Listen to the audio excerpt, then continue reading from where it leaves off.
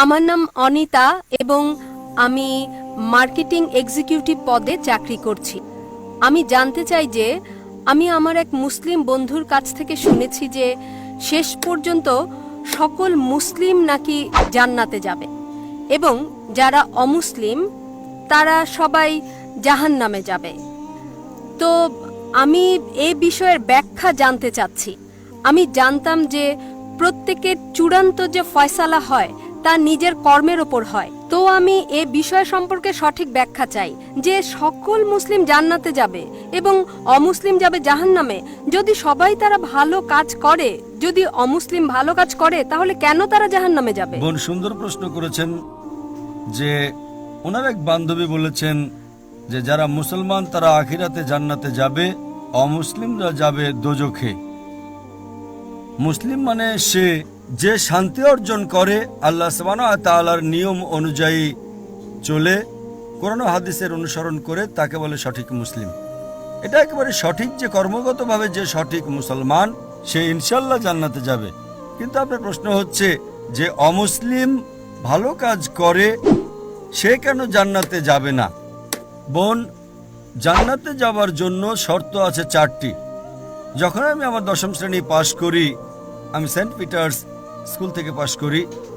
যখন আমি আইসিএসসিতে ছিলাম 10ম শ্রেণীতে, তখন পরীক্ষাতে আমার 6টি আবশ্যকীয় বিষয় ছিল: ইংরেজি, গণিত, বিজ্ঞান, ভূগোল, ইতিহাস, হিন্দি। 6টি বিষয় আবশ্যকীয়। 6টি বিষয় পাশ করাটা জরুরি ছিল। একইভাবে মানুষকে জান্নাতে যেতে হলে 4টি শর্ত রয়েছে। তা লেখা আছে সূরা আল আসরে, সূরা নম্বর 103, আয়াত নম্বর 1, 2, 3, যাতে আল্লাহ তাআলা বলেন, ওয়াল আসর ইন্নাল ইনসানা লাফি খুসর ইল্লাল্লাযিনা আমানু ওয়া আমিলুস সলিহাতি ওয়া তাওয়াসাউ বিল হাক্কি ওয়া তাওয়াসাউ বিস সাবর। আল্লাহ সুবহানাহু ওয়া তাআলা শপথ করছেন সময়ের, আসরের। নিশ্চয়ই মানুষ ক্ষতিগ্রস্ত, শুধু তারা যারা 4টি বিষয়ে সাফল্য লাভ করে তারা ক্ষতিগ্রস্ত নয়। আর সে 4টি বিষয়: ঈমান, নেক আমল, মানুষকে সত্যের উপদেশ দেওয়া ও ধৈর্যের উপদেশ দেওয়া। যেভাবে আমাকে 10ম শ্রেণী পাশ করার জন্য 6টি বিষয়ে পাশ করাটা ঠিক জরুরি ছিল। যেমন ধরেন, যদি আমি অঙ্ক, ইংরেজি, ইতিহাস, ভূগোল, বিজ্ঞানে 99% নাম্বার পাই, 99%, এবং হিন্দি বিষয়ে শুধু আমি 10% পাই এবং পাশের নম্বর 40% হয়, পাশের জন্য 40 নম্বর প্রয়োজন। যদি একটা বিষয়ে আমি হিন্দিতে 10% নাম্বার পাই এবং বাকি 5টা বিষয়ে 99% নাম্বার পাই, তখন কি আমি 10ম শ্রেণী পাশ করতে পারবো কি না? বোন, আমি আপনাকে জিজ্ঞেস করছি, আমি 10ম শ্রেণী পাশ করতে পারবো কি পারবো না? এক বিষয়ে 10%, অন্য 5টা বিষয়ে 99%, আমি 10ম শ্রেণী পাশ করতে পারবো কি পারবো না? জি না। না। কেন? যেহেতু আমি হিন্দি বিষয়ে 10% নাম্বার পেয়েছি, হোক অন্যগুলোতে 99%, হিন্দিতে 10 নাম্বার ফেল। ওই রকম ভাবে জান্নাতে যেতে হলে সূরা আল আসর অনুযায়ী 4টি বিষয় জরুরি: ঈমান, নেক আমল, যেমনটা আপনি বলেছেন, ওয়া তাওয়াসাউ বিল হক, মানুষকে সত্যের পথে ডাকা, ওয়া তাওয়াসাউ বিস সাবর, মানুষকে ধৈর্যের উপদেশ দেওয়া। 4টি বিষয় হচ্ছে জরুরি।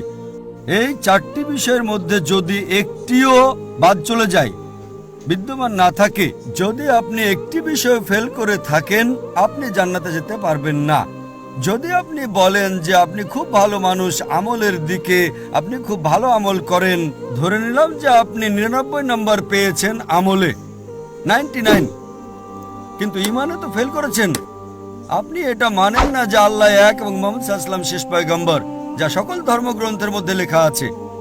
তো আপনি ঈমানে ফেল। আপনি যতই নেক কাজ করেন, 99% নাম্বার পান, 100 নাম্বার পান বাকি 3টা অংশে, কিন্তু ঈমানে ফেল হলে তো আপনি জান্নাতে যেতে পারবেন না। এই একইভাবে যদি কোনো মানুষ হয় নামে মুসলমান, ভালো কাজ করে না, নেক আমল করে না, ওয়া তাওয়াসাউ বিল হক, আহ্বান করছে না লোকদের, সত্যের পথে ডাকছে না, কিংবা মানুষকে ধৈর্যের উপদেশ দিচ্ছে না, শুধু নামে মুসলমান, মোহাম্মদ, সুলতান, জাকির, আব্দুল্লাহ, তো সে জান্নাতে যাবে না।